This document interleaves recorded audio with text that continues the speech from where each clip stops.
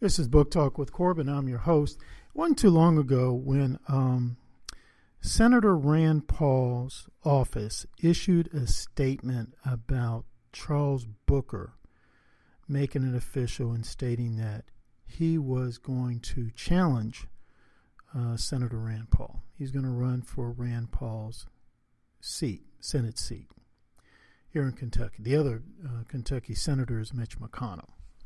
Now, Senator Rand Paul is a conservative. He's a conservative Republican, very much involved in the criminal justice situation, movement, I guess you might say. And first time I ever met him was in West Louisville. It's pretty much a black community here in Louisville, Kentucky.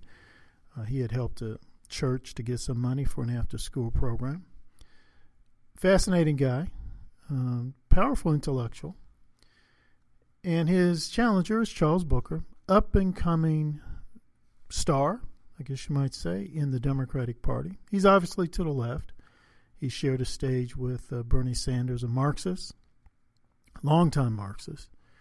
And Charles Booker is very, at least he expressed very strong support for Bernie Sanders. So he's obviously to the left. There's no doubt about it. I don't think he'd deny it. And again, I like to emphasize he's a rising star within the Democratic Party here in the Commonwealth of Kentucky. There's no doubt about that. Now, Senator Rand Paul's office had issued something about how Charles Booker was a racial candidate. And, I mean, it was R-A-C-I-A-L. Now, when I initially read the statement, I read it as radical. But when I looked at it again a second time, I said, no, it says racial. Now, of course, Booker's office issued a statement referring to Senator Rand Paul as a racist, and he can't see Charles Booker for what he is. He can't see beyond Charles Booker's color, and he can't see the people of Kentucky. Of course, you expect that. And then the Louisville Urban League issued a statement and said, well, we're nonpartisan, but we find this disgusting. What does this mean? Racial, R-A-C-I-A-L. Now, of course, let me tell you something. Let me tell you what my experience has been. Anytime people on the left say something, say, for example, your name is John Smith, and somebody on the left in this country says, hello, John, how you doing? You should immediately go check your birth certificate and make sure that your first name is, in fact, John. That has always been my expectation with the left. I used to be a member, active participant in the socialist movement in this country since my college days. I know from personal experience, you got to question it. If they say left, you need to check that out. If they say right, you need to check that out. If they say it's raining outside, you need to check it out. I'm not saying always assume that they're lying. I'm not saying that. Or I'm not saying always assume that they're incorrect. I'm not saying that. I'm just saying verify it. So that was my attitude. I was like, okay, what? I read the statement from Senator Rand Paul's office. And it did very clearly state racial. When I initially read it, however, I read it as radical. But if you had to look at it a second time and say, oh, it does say racial. So, again, with that premise in mind, always be careful about just accepting hook, line, and sinker anything the American left says. So I contacted one person. I said, what do you think of this? That's all I said. And they immediately got back with me and said, it's a typo. It's an obvious typo. Okay. Went to another person. And he's running for an office in the Commonwealth of Kentucky's legislature, state legislature. And he said, it's an obvious typo. And he also stated that he's known Rand Paul for a while, and he said their attempt to characterize him as a racist is just patently absurd, just absurd. Okay, but I still contacted Rand Paul's office, and this is what I got back. First of all, I was rather surprised, pleasantly surprised that they immediately got back in touch with me. But anyway, here's what they sent to me. Stated, Wednesday, July 7th, 2021.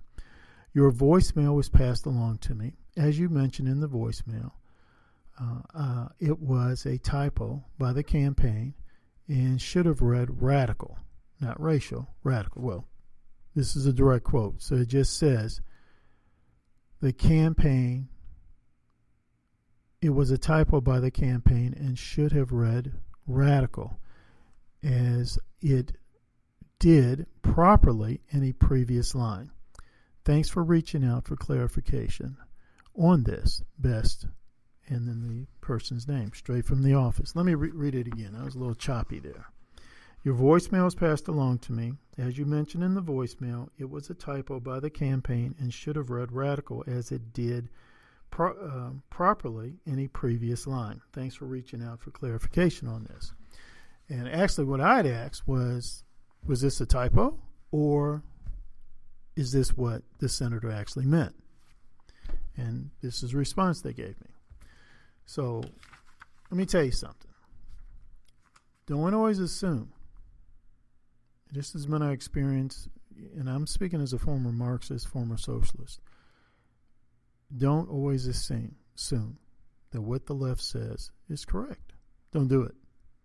Always check up on it. Always follow up. It was a simple typo. Now, here's the second thing. Let's see if those who came out and condemned this, if they will come out and say, okay, well, we followed up, we contacted Senator Rand Paul's office, and they clarified it. Number one, I doubt if they did that. Now, if they did do it, they can let me know, and I'll correct myself, I'll apologize. But I doubt if they did. It says something about somebody. It says something about, some organizations. And then if they did follow up and they got clarification, they're going to later say, hey, I got it wrong. I'm sorry. We still don't like Senator Rand Paul, whatever. That's fine. But just acknowledge, didn't get it quite right. Or I'm glad we got clarification on that. Let's see if they do that. See if they do, if they do those two things. See if that happens. Wait and see. Just wait and see.